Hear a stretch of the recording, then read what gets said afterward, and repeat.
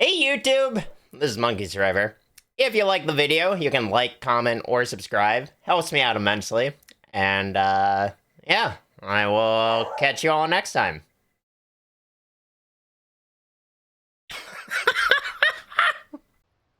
Alright, goobers.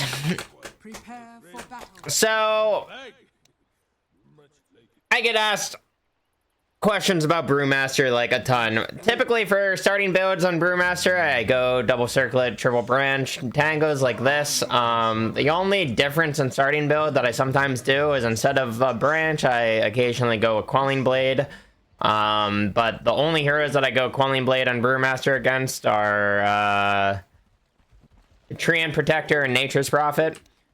Otherwise, this is my starting build. I just like having the extra damage for trades on heroes because it allows us to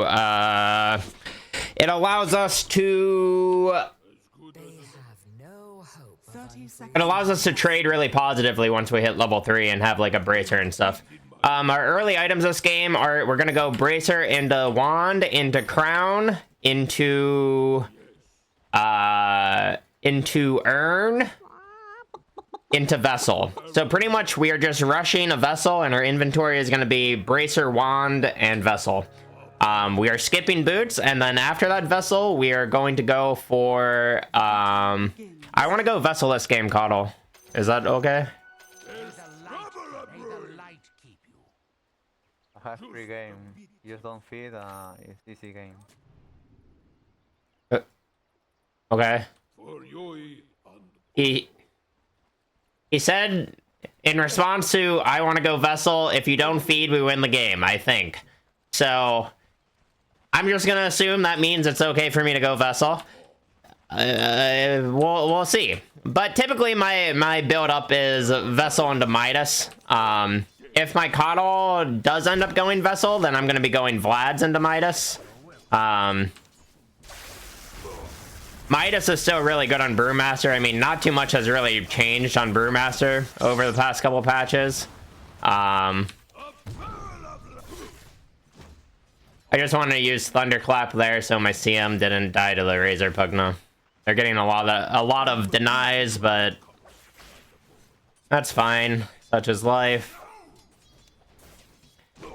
This lane is going to be really difficult for us because we're laning a melee hero against Razor, so just in general, when you're laning a melee hero versus Razor and he goes static link level 1, he's going to be stealing your damage and just zoning you off of creep waves a lot.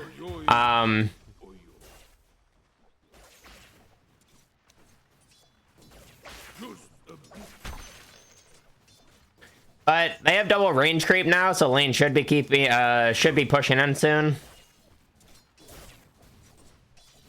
He might get one more range creep deny. Oh no, now he might get 2 range creep denies. Alright. That was a bit risky of me, but I'm just gonna ferry out a lot of regen and a magic stick. In normal lanes, you're able to do the build-up of Bracer into Wand without too much issue. But Razor is a very, very oppressive laner, so we're just kind of trying to survive early on in the lane here.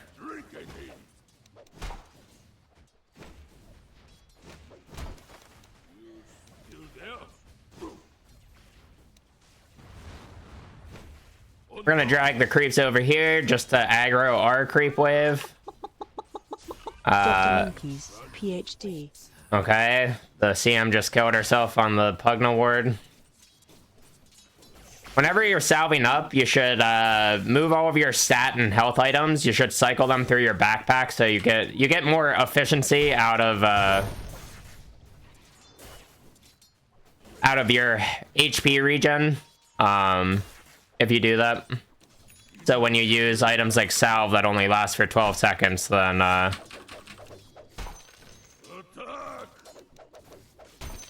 you can get more efficiency out of it. Now we're gonna send our bracer in. All right, my Coddle is going for the vessel.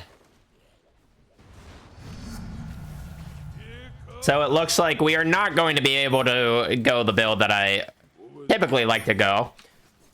So instead of going the Vessel Rush build, which in my opinion is the best Brewmaster build, we are going to be going for Bracer into Wand into Vlad's.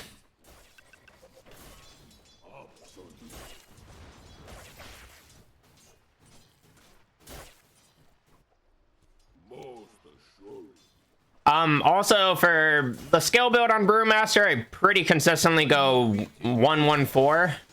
Maxing passive is just objectively the best way to play this hero after they gave the Fire Brawler attack speed. So basically, if you max your Brawler and you're able to effectively use your sand switches, you're effectively unkillable once you reach level 7. I mean, I'm not gonna say completely unkillable. Like, obviously, if they have an obscene amount of magic damage or an obscene amount of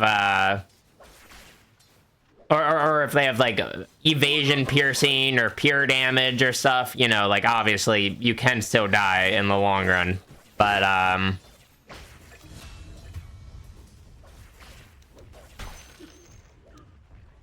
you are quite tanky. Courier has been killed.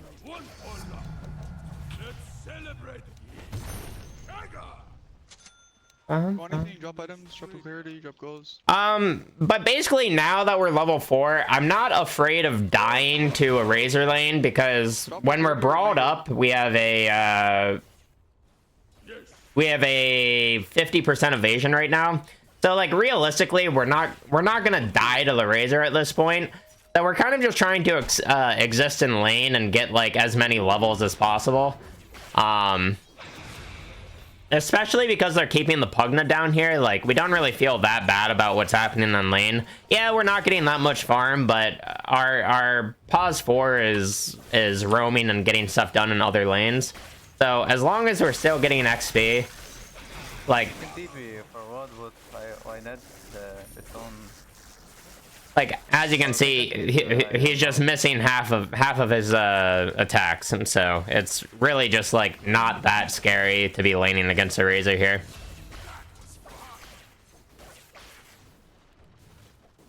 And then when we get level 5 and we have a third point in passive, it gets even less scary. Now that Razor is 6 low, I will say now it is slightly scary. I actually might just be getting boots before Vlad's here. Usually I like to skip boots, but look, bottom guys, Razor's trying to dive. Yeah, we just killed like 14 people mid. We're coming.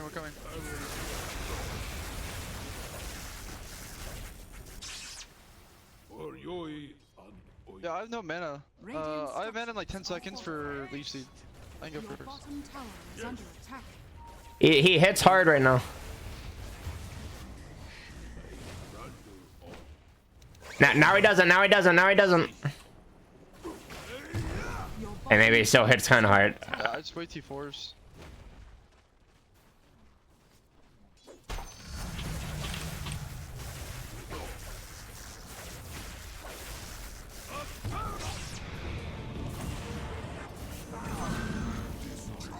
All right, whatever. Worth in the end. Oh, yo, someone get the XP here.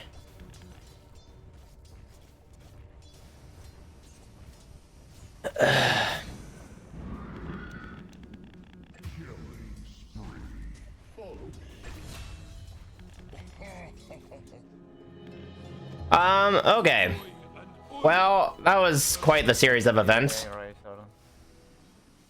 But yeah, so I want to get boots early because basically, as you just saw, Razor is going to be consistently doing that to us throughout the game.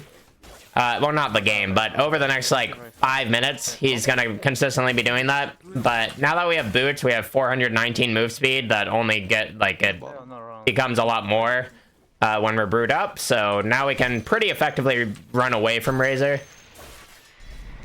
Actually, this one, no mana. Or chase him down.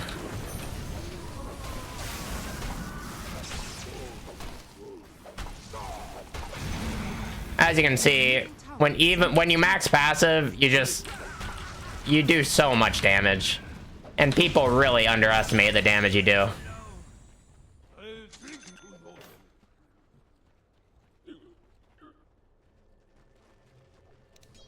But a huge part of the reason why we want to max passive is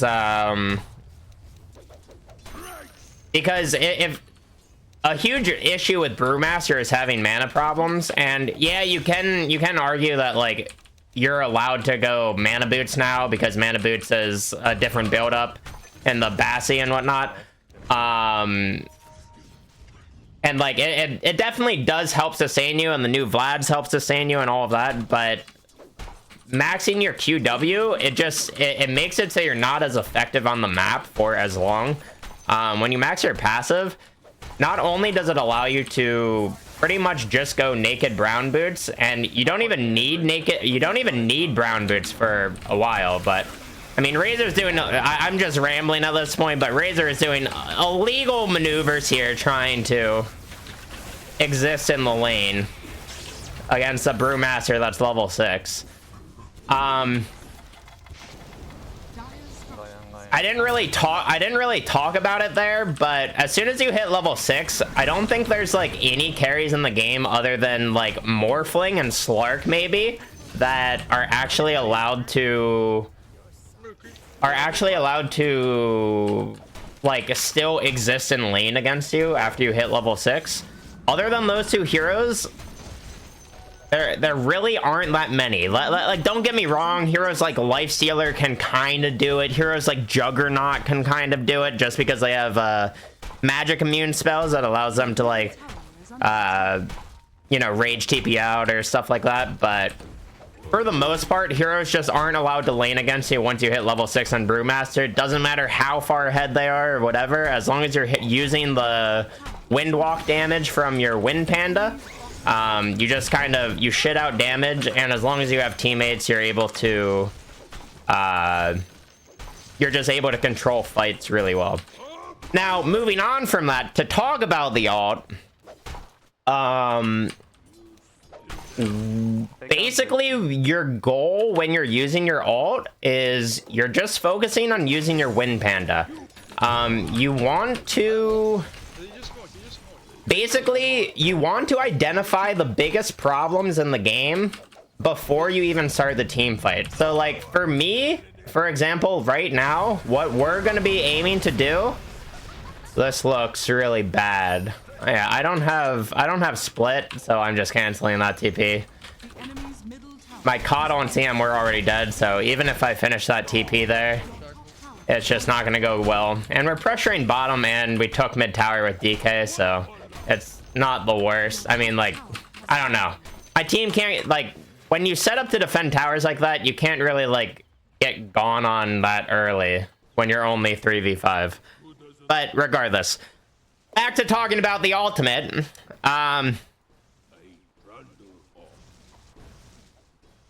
Basically, you want to identify the biggest problems before you even start the fight. So this game, for example, it's probably going to be Viper and Razor. So when we hit our ults and fights, we are exclusively going to be using Cyclone on Viper or Razor, because if we don't use Cyclone on Viper or Razor, they're going to be very, very problematic for our team in the fight.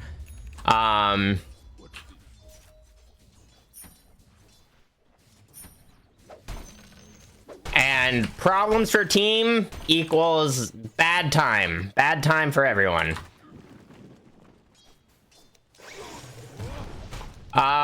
So essentially, we know that we're going to be cycloning Viper or Razor off cooldown, so we have that aspect of the ult already figured out. Then we're going to, you want to kind of use your Earth Spirit stun to be, or your Earth Panda stun to be as disruptive as possible in the fight. So like, for example, look for channeling abilities. So pretty much off cooldown in this game, I'm going to be using my Hurl Boulder, if possible, to hit the Pugna to like cancel life drain and, you know, stuff like that. But also I want to add a note about the Earth Panda stun, where it's such a low cooldown, you really just want to be using Earth Panda stun like as frequently as possible. So like, we're gonna take a fight here, we're gonna go up, gonna stun that goober, we're gonna lift Windrunner. We're lifting Windrunner just because we already killed the Razor, so Like, for example, Viper should theoretically be able to die? Maybe not. Maybe I was dumb for lifting wind.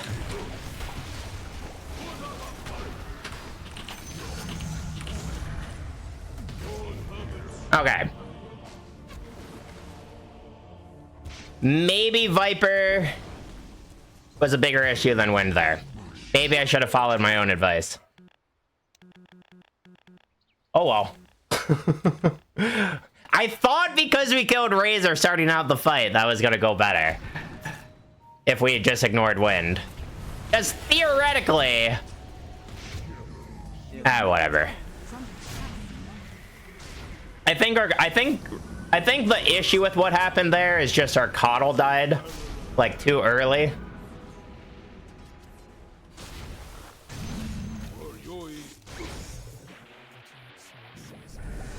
But, you know, when you make a mistake, doesn't matter. You just go back in and do it again. Alright, so we see Viper coming mid. If I get level 12, I can kill Viper. So I'm just gonna go while he's on the wave.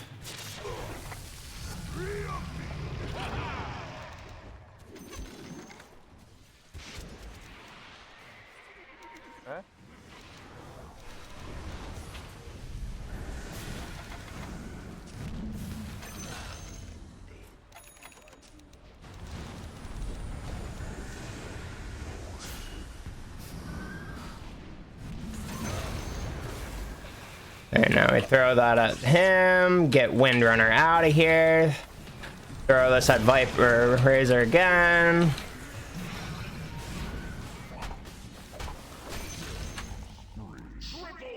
Okay, and you just do that. And voila, you're brewmastering.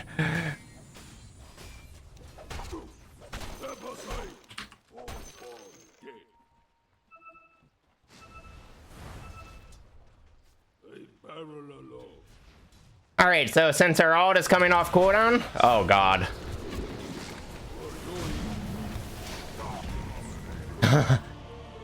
I did not think there's a Blink Orchid Windranger. Alright, so we might need Dispel for that. We might need Dispel for that.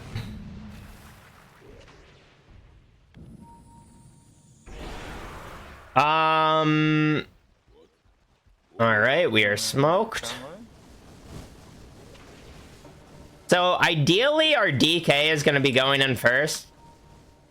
Let's collapse on them bottom.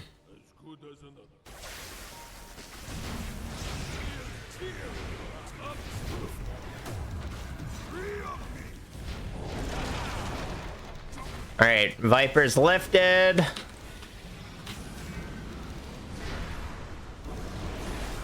I missed the whatchamacallit on Windrunner.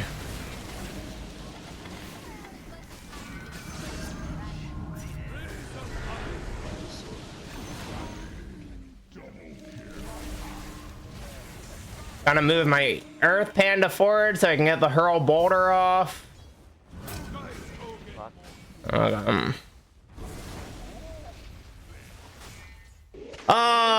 That fight should have gone even better, but I missed the first Dispel on Windrunner's Windrun.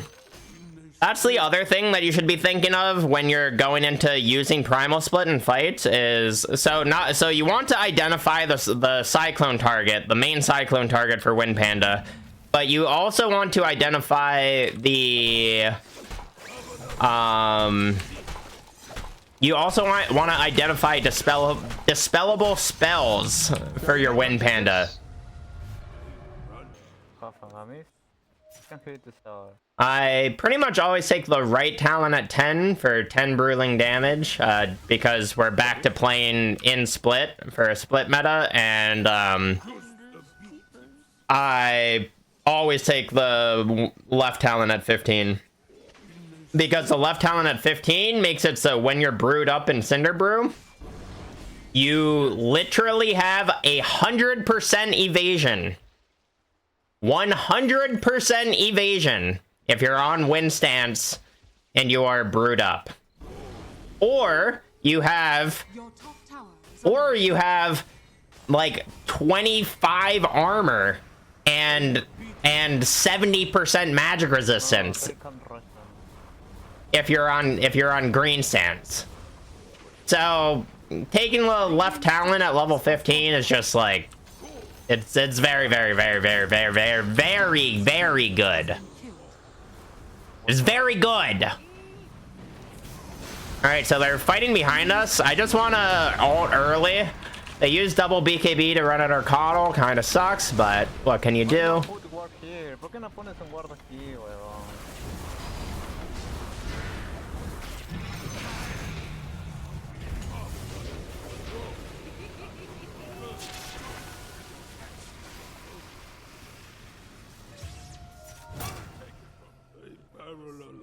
That's not gonna work.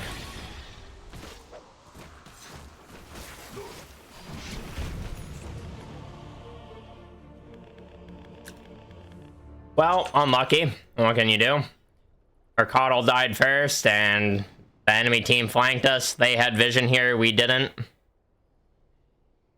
So, essentially, when it comes to fights in Dota, it pretty much all comes down to vision. So, that was really good of the enemy team. I mean, it wouldn't have been good of the enemy team if we did have vision here, but my supports did not place vision here, and the enemy team did place vision here. So, basically, they smoked around, like, while we were all here, pressuring their tier 2 tower, the enemy team smoked around like this. They placed vision here, and then they flanked us. So essentially, they had vision here, and they have vision here. So the only place that we can go that the enemy can't see us is right here. And that's a very small area.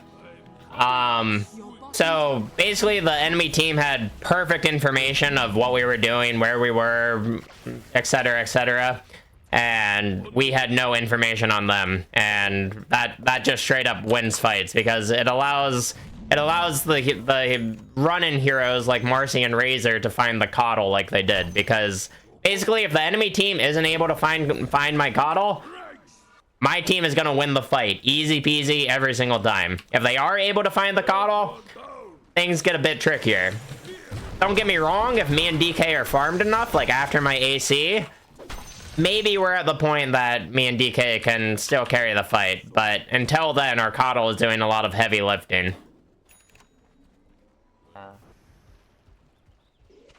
Much far. Your middle tower is under attack.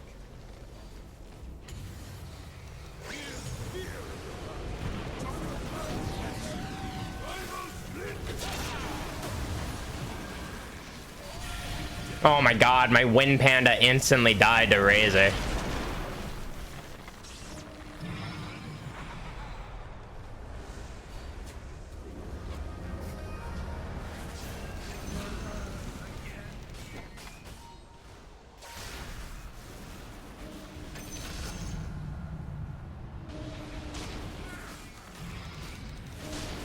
All right, and we won the fight.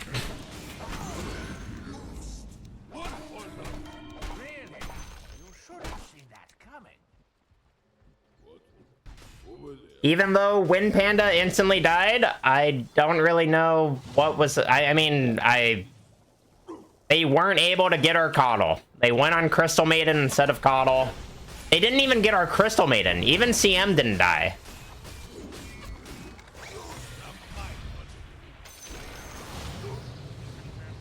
Yeah, try and hit me. With your Blink Orchid. I have 100% evasion. You absolute goober. Yeah, just try. So, again, this is just going to show you guys, when you play Brewmaster, take the left talon. And, like, this is what being a panda means. Ah!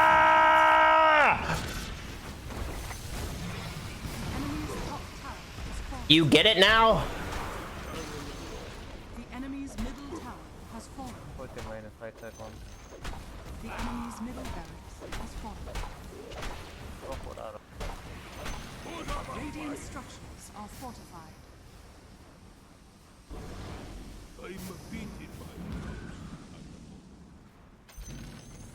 The enemy's middle barracks has fallen.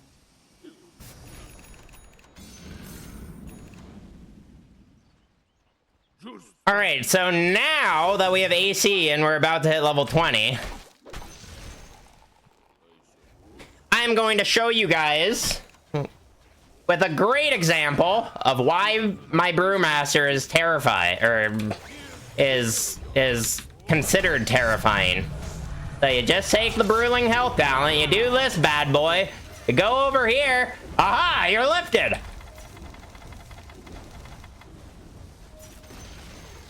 The enemy's bottom tower has fallen.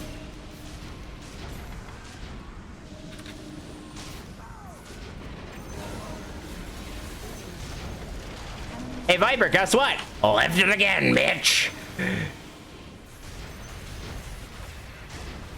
Hey Viper, did you think you were gonna be able to play some Dota 2?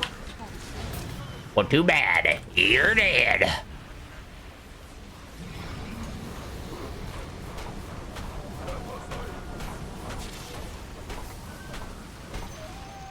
The enemy's middle tower has And again, just to really put some emphasis on what makes a panda, this is Brewmaster! The enemy's middle tower has fallen.